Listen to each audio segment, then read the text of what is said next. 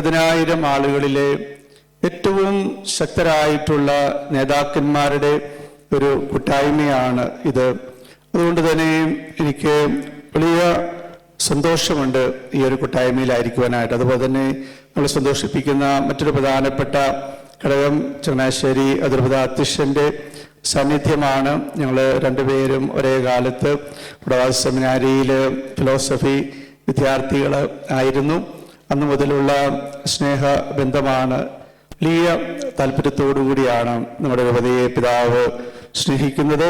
അതുപോലെ തന്നെ ചങ്ങനാശ്ശേരി അതിരൂപതയിലെ ഏറ്റവും പ്രഗത്ഭരായിട്ടുള്ള വൈദികരെ ഇവിടെ നമ്മുടെ ശുശ്രൂഷയ്ക്കായിട്ട് വിട്ടുതരാനായിട്ട് പിതാവ് എപ്പോഴും സന്നദ്ധത കാണിച്ചിട്ടുണ്ട്. ഞാൻ ഈ അവസരത്തിൽ രൂപതയുടെ പേരിൽ പിതാവിനോടുള്ള വലിയ കൃതജ്ഞത രേഖപ്പെടുത്തുകയാണ്, പിതാവ് കാണിക്കുന്ന ആ വലിയ ഉദാരതയ്ക്ക്. അതുപോലെ തന്നെ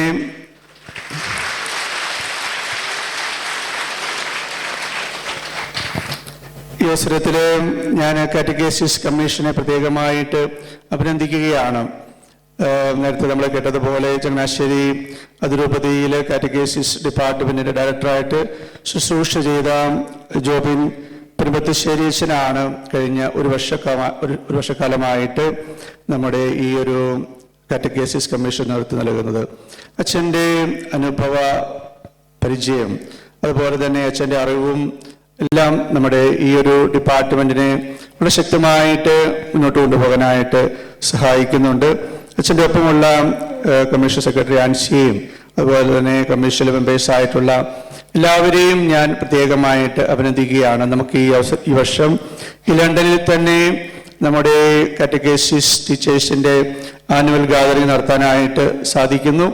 അതുപോലെ തന്നെ വളരെ മനോഹരമായിട്ട് എല്ലാ കാര്യങ്ങളും ചെയ്യുന്ന ഒരു കമ്മീഷനാണ് നമുക്കുള്ളത്. മറ്റു കമ്മീഷനുകൾക്കെല്ലാം മാതൃകയാകത്തക്ക രീതിയിൽ തന്നെയാണ് കാറ്റഗേസിസ് കമ്മീഷൻ പ്രവർത്തിക്കുന്നത്. ഈ വർഷം എല്ലാവർക്കും അറിയാവുന്നതുപോലെ നമ്മുടെ അജപാലന പദ്ധതിയുടെ 4ാമത്തെ വർഷത്തിലാണ്. ഇയർ ഓഫ് ഡിസിപ്ലിൻ ആണ്. അതുപോലെ നമ്മുടെ രൂപതയുടെ തന്നെ നിയമാവലി നമ്മൾ രൂപപ്പെടുത്തിക്കൊണ്ടിരിക്കുന്ന അവസരത്തിലാണ്. അതുകൊണ്ട് തന്നെ എല്ലാ അപ്പോസ്റ്റലേറ്റ്സിനും അതിൻ്റെതായിട്ടുള്ള നിയമാവലികൾ ഈ വർഷം ഉണ്ടാകും എന്ന് നമ്മൾ പ്രതീക്ഷിക്കുന്നു. കാറ്റഗേസിസ് കമ്മീഷനും അതുപോലെ തന്നെ ഒരു നിയമാവലിയുമായിട്ട് മുന്നോട്ട് പോകാനായിട്ടുള്ള പരിശ്രമത്തിലാണ്. നിങ്ങളെല്ലാവരുടെയും സഹകരണത്തിന് ഞാൻ പ്രത്യേകമായിട്ട് നന്ദി പറയുന്നു. ഞാൻ നേരത്തെ സൂചിപ്പിച്ചതുപോലെ നമ്മളെ ഏകദേശം എല്ലാ ഗാദറിങ്ങളിലും നിങ്ങളൊരു പകുതിയിലധികം ആളുകൾ എപ്പോഴും വരാറുള്ളതാണ്. കാറ്റഗേസിസ് ടീച്ചേഴ്സ് അതുപോലെ തന്നെ വിമൻസ് ഫോറത്തിൻ്റെ ഗാദറിങ് അതുപോലെ തന്നെ കുടുംബ കൂട്ടായ്മ, അങ്ങനെ ഏത് ഗാദറിങ്ങിലും ഈ 1000 പേരിൽ 500 പേര് എപ്പോഴും സന്നിഹിതരാകുന്നവരാണ്. അതുകൊണ്ട് തന്നെ നിങ്ങളുടെ ആ ഒരു വലിയ ഒരു സമർപ്പണം അത് ആണ് ഈ രൂപതയെ മുന്നോട്ട് നയിക്കുന്നത്. ഈ രാജ്യത്ത് പള്ളിയിൽ വരുന്നത് തന്നെ വലിയ കാര്യമാണ്. എല്ലാ ഞായറാഴ്ചയും കുർബാനയ്ക്ക് പോകുന്നത് വലിയ കാര്യമാണ്. അതുകൊണ്ട് തന്നെ നിങ്ങളെപ്പോലുള്ള ആളുകളുടെ സമർപ്പണം, നിങ്ങൾക്ക് ജോലിയുണ്ട്, കുടുംബമുണ്ട്, അതുപോലെ തന്നെ മറ്റൊത്തിരി കാര്യങ്ങളിൽ ഇടപെടുന്ന ശക്തരായിട്ടുള്ള നേതാക്കന്മാരാണ് നിങ്ങൾ കാറ്റഗേസിസ് നൽകുവാനായിട്ട് നമ്മളിവിടെ കേട്ടു, ഈശോയെ രൂപപ്പെടുത്തുക എന്നുള്ളതാണ് പ്രധാനമായിട്ടുള്ള കാറ്റഗേസിസ്. 2022 ഫ്രാൻസിസ് പാപ്പായിലൂടെ നമ്മൾ കേട്ട കാര്യമാണ് to be conform to him, to become him. അവനായി തീരുകയാണ്, ഈശോ ആയി തീരുകയാണ് വിശുദ്ധ കുർബാനയിൽ നമ്മൾ പങ്കുചേരുന്നതിൻ്റെ ആത്യന്തികമായ ലക്ഷ്യം. അതുകൊണ്ട് തന്നെ നമ്മുടെ കാറ്റഗേസിസിൻ്റെ കേന്ദ്രം എന്ന് പറയുന്നത് വചനമാണ്, ദൈവമായ വചനമാണ്. ആ വചനവുമായിട്ടുള്ള ഒന്നാകല് അത് പ്രധാനമായിട്ടും സംഭവിക്കുന്നത് വിശുദ്ധ കുർബാനയിലാണ്. അതുകൊണ്ട് തന്നെ കാറ്റഗേസിസ് ടീച്ചേഴ്സ് എന്ന നിലയിൽ തിരുവചനത്തിന് 1ാം സ്ഥാനം കൊടുക്കാനായിട്ട് വിശുദ്ധ കുർബാനയ്ക്കും മറ്റു കൂദാശകൾക്കും 1ാം സ്ഥാനം നൽകാനായിട്ട് സാധിക്കണം. യോഹന്നാന്റെ 1ാം ലേഖനത്തില് യോഹന്നാൻ ശ്ലീഹ പറയുന്ന കാര്യമുണ്ട്, ഞങ്ങളുമായിട്ട് നിങ്ങൾക്ക് കൂട്ടായ്മ ഉണ്ടാകാൻ വേണ്ടിയിട്ടാണ് ഞങ്ങൾ ഈ കാര്യങ്ങളെല്ലാം ഷെയർ ചെയ്യുന്നത്. അപ്പൊ ആ ഒരു യോഹന്നാൻ ശ്ലീഹായുടെ മനോഭാവത്തിൽ തന്നെ ആയിരിക്കണം കാറ്റഗൈസിസ് ടീച്ചേഴ്സ് എന്ന നിലയിൽ നമ്മുടെ മനോഭാവം.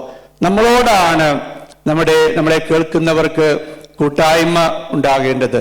എന്നാൽ നമ്മുടെ കൂട്ടായ്മയാകട്ടെ യോഹന്നാൻ ശ്ലീഹാ പറയുന്നത് പിതാവിനോടും അവിടുത്തെ പുത്രനായ ഈശോയോടുമാണ്. പിതാവായ ദൈവത്തോടും പുത്രനായ ഈശോയോടുമുള്ള കൂട്ടായ്മയിൽ ആയിക്കൊണ്ട് എല്ലാവരെയും, കുട്ടികളെ എല്ലാവരെയും നമ്മുടെ കൂട്ടായ്മയിലേക്ക് കൊണ്ടുവരിക എന്നുള്ളതായിരിക്കണം നമ്മുടെ ആത്യന്തികമായിട്ടുള്ള ലക്ഷ്യം. തെസ്സലോനിക്കായിലെ സഭയ്ക്ക് എഴുതിയ 1-ാം ലേഖനത്തില് 1-ാമത്തെ അധ്യായത്തിൽ നമ്മൾ കേൾക്കുന്നുണ്ട്, തെസ്സലോനിക്കായിലെ സഭ പിതാവായ ദൈവത്തിലും കർത്താവായ ഈശോമിശിഹായിലും ആയിരുന്നു. തെസ്സലോനിക്കായിലെ സഭയ്ക്ക് 1-ാം ലേഖനം 3-ാമത്തെ അധ്യായം 11-ാമത്തെ വചനത്തിൽ നമ്മൾ കാണുകയാണ്, പിതാവായ ദൈവം തന്നെയും കർത്താവായ ഈശോമിശിഹായും ഞങ്ങളെ നയിക്കട്ടെ. ഗേബട്ടൻ സിറോ മലബാർ രൂപത അത് പിതാവായ ദൈവത്തിലായിരിക്കണം, കർത്താവായ ഈശോമിശിഹായിലായിരിക്കണം. നമ്മളിലൂടെയാണ് അത് സാധിക്കുന്നത്, നമ്മൾ ഓരോരുത്തരിലൂടെയുമാണ് അത് സാധിക്കുന്നത്. ഞാൻ നേരത്തെ സൂചിപ്പിച്ചതുപോലെ നമ്മുടെ രൂപത ഒരു പൗരസ്ത്യ സഭയുടെ ഭാഗമാണ്. അതുകൊണ്ട് തന്നെ നമുക്ക് നമ്മുടേതായിട്ടുള്ള ആരാധനക്രമമുണ്ട്, ദൈവശാസ്ത്രമുണ്ട്, ആധ്യാത്മികതയുണ്ട്. ഈ കാര്യങ്ങളെല്ലാം കഴിഞ്ഞ 3 വർഷങ്ങളിൽ നമ്മളെല്ലാവരും കാര്യമായിട്ട് പഠിച്ചവരാണ്. ഈ വർഷം നമ്മൾ സഭയെ വിദഗ്ധമാക്കുന്ന 4-ാമത്തെ ഘടകം പൊതുവായിട്ടുള്ള സഭാ നിയമങ്ങൾ, നമ്മുടെ സിറോ മലബാർ സഭയുടെ പ്രത്യേകമായിട്ടുള്ള നിയമങ്ങൾ, അതുപോലെ തന്നെ നമ്മുടെ രൂപതയുടെ നിയമങ്ങൾ, അതുപോലെ തന്നെ ഞാൻ നേരത്തെ സൂചിപ്പിച്ചതുപോലെ വ്യത്യസ്തമായ അപ്പോസ്റ്റലേഴ്സിനുള്ള നിയമങ്ങൾ. ഈ കാര്യങ്ങളെല്ലാം ഈ വർഷം നമ്മൾ കൃത്യമായിട്ട് പഠിക്കാനായിട്ട്, മനസ്സിലാക്കാനായിട്ട്, ജീവിക്കാനായിട്ട് പരിശ്രമിക്കുന്നു. ഈ കാര്യത്തിൽ നിങ്ങളുടെ എല്ലാവരുടെയും സഹായം ഞാൻ പ്രത്യേകമായിട്ട് യാചിക്കുകയാണ്. കഴിഞ്ഞ വർഷങ്ങളിൽ നിങ്ങൾ നൽകിയതുപോലെ അതുപോലെ സാധിക്കുമെങ്കിൽ കുറച്ചും കൂടെ മെച്ചപ്പെട്ട രീതിയിൽ നിങ്ങൾ ഈ വർഷത്തെ നമ്മുടെ ആ പ്രത്യേകമായിട്ട് നമ്മൾ പഠിക്കുന്ന കാര്യങ്ങൾ, സഭയുടെ പൊതുവായ നിയമങ്ങളും സിറോ മലബാർ സഭയുടെ നിയമങ്ങളും നമ്മുടെ രൂപതയുടെ നിയമങ്ങളെല്ലാം കൃത്യമായിട്ട് പഠിക്കാനും പഠിപ്പിക്കാനും നിങ്ങൾ സഹായിക്കണം എന്ന് ഞാൻ പ്രത്യേകമായിട്ട് ഓർമ്മിപ്പിക്കുകയാണ്. നമ്മുടെക്ക് ഏകദേശം 18,000-ഓളം കുട്ടികൾ ഉണ്ട് കാറ്റഗൈസിസിന്. ഈ 18,000 കുട്ടികളെ നമുക്ക് പിതാവായ ദൈവത്തിലാക്കുവാനായിട്ട്, പുത്രനായ ദൈവത്തിലൂടെ പിതാവായ ദൈവത്തിലാക്കുവാനായിട്ട് സാധിച്ചു കഴിഞ്ഞാൽ അത് വലിയ ഒരു വിജയമായിരിക്കും. ഈ 18,000 കുട്ടികൾ ആരും നഷ്ടപ്പെടരുത് എന്നുള്ളതായിരിക്കണം നമ്മുടെ പ്രത്യേകമായിട്ടുള്ള ഒരു ലക്ഷ്യം. അതുപോലെ തന്നെ നമ്മുടെ സഭയുടെ പാരമ്പര്യം, നമ്മൾ സിറോ മലബാർ സഭ അംഗങ്ങൾ ടീച്ചേഴ്സ് എന്ന നിലയിൽ നമുക്ക് നല്ല ഒരു അഭിമാന ബോധമുണ്ടാവണം. നമുക്ക് അറിയാവുന്നതുപോലെ യഹൂദ പാരമ്പര്യത്തിന്റെ തുടർച്ച നമ്മൾ ഇന്ന് എത്തി നിൽക്കുകയാണ്. അതുപോലെ തന്നെ അറമായ സുറിയാനി പാരമ്പര്യം, ഈശോയുടെയും പരിശുദ്ധ അമ്മയുടെയും ശിഹന്മാരുടെയും ആദിമ സഭാപിതാക്കന്മാരുടെയും എല്ലാം പാരമ്പര്യം ഇന്ന് നമ്മളിൽ വന്ന് നിൽക്കുകയാണ്. മറ്റു ഒരു സഭയ്ക്കും ഇല്ലാത്ത ഒരു പ്രാധാന്യം നമ്മുടെ സഭയ്ക്കുന്നുണ്ട്. ആഗോള തലത്തിൽ നമ്മൾ എത്തി നിൽക്കുന്ന ഒരു വലിയ അവസരമാണ്. അതോടൊപ്പം തന്നെ അതിൻ്റെ ആഴങ്ങളിലേക്ക് നമുക്കറിയാം, മൂലക്കൽ എന്ന് പറയുന്നത് ഈശോയാണ്. ശിഹന്മാരാകുന്ന അടിസ്ഥാനം, ആ മൂലക്കല്ലിൽ എത്തി നിൽക്കുന്ന ആ സഭയുടെ അടിസ്ഥാനത്തിൽ എത്തി നിൽക്കുന്ന ആളുകളായിട്ട് നമ്മൾ മാറണം. ആ കാര്യത്തിൽ എല്ലാവരുടെയും സഹായം ഞാൻ പ്രത്യേകമായിട്ട് യാചിക്കുകയാണ്.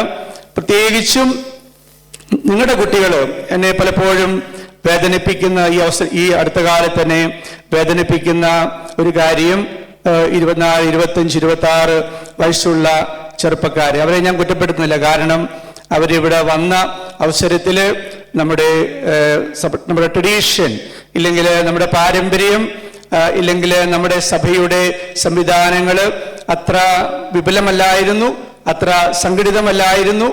ആ കാലഘട്ടത്തിൽ വളർന്നു വന്ന കുട്ടികൾ അവര് നമ്മുടെ സഭയുടെ ആരാധനക്രമത്തോട്, നമ്മുടെ ഉദാശകളോട് അത്ര സ്നേഹം കാണിക്കുന്നില്ല എന്നുള്ളതാണ് എന്നെ ഏറ്റവും അധികം ഈ കാലഘട്ടത്തിൽ വേദനിപ്പിക്കുന്നത്.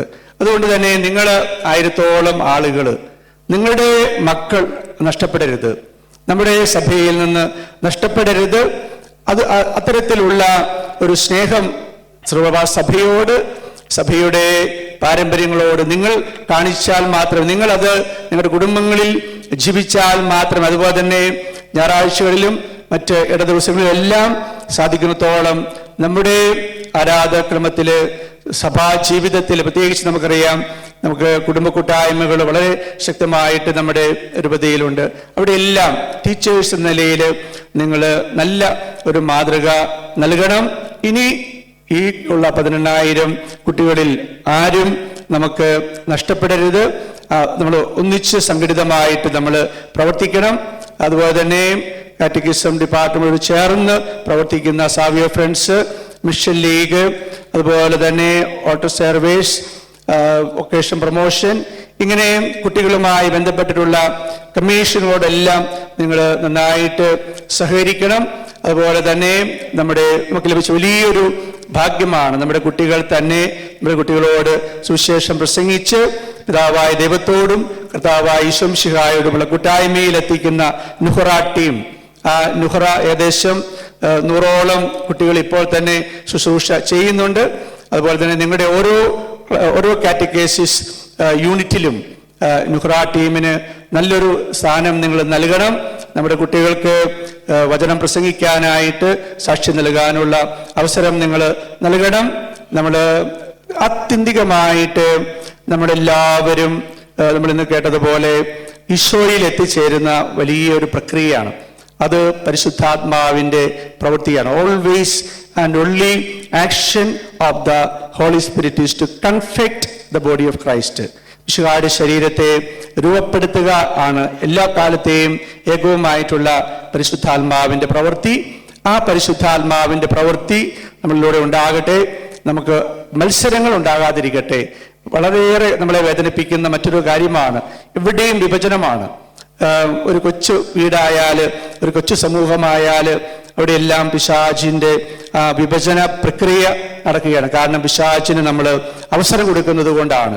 അത് ഇല്ലാതായി പരിശുദ്ധാത്മാവിൻ്റെ പ്രവൃത്തി, അത് ഏക പ്രവൃത്തിയാണ്.